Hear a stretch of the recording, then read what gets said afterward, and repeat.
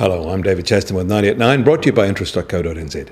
This week at everything you need to know in 90 seconds at 9 o'clock, with news global trade expansion seems to be going off the boil. Firstly, however, the US Fed stood pat at today's scheduled review, just as markets expected. Even though they noted US inflation is near their target and they see strong growth in hiring, they didn't signal faster rate rises are on the horizon. So markets now expect just two more in 2018, the next one in June. And reinforcing the hiring comment, the latest ADP employment report shows hiring at private employers grew slightly more than expected in April. This is the precursor report to Saturday's non-farm payrolls report, which is expected to show overall growth at a similar level. However, American mortgage applications fell last week as interest rates on some 30-year fixed-rate home loans reached their highest level in nearly 5 years. And the US Treasury Department said it will sharply raise the amount of long-term debt it sells to $73 billion this quarter, lifting their auction sizes of coupon-bearing and floating rate debt again after doing so last quarter for the first time since 2009. The pace of the rise in US Treasury debt is expected to rise much faster in the second half of 2018 as the federal government deficit takes off as a result of tax cuts and spending increases.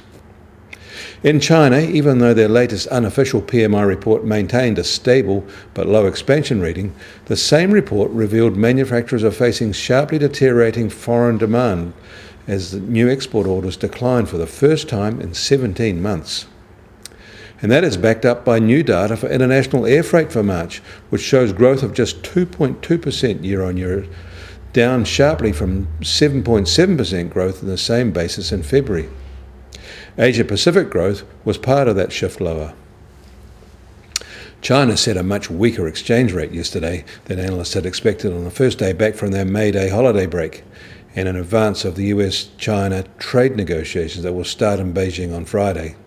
There are not high hopes of a successful outcome, as both sides are digging in. In Japan, their official consumer sentiment survey showed waning confidence, prompting the government to change its assessment from unchanged to negative.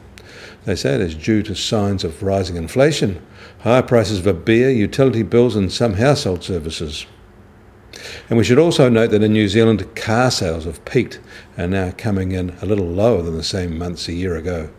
April data was down 2%, a similar fall to what we saw in March. And the US Treasury 10-year yield is now at 2.97%. That's unchanged from this time yesterday. The Chinese 10-year is at 3.68%. That's up 3 basis points on the return from their May Day break, while the New Zealand equivalent is at 2.84%. That's up 2 basis points.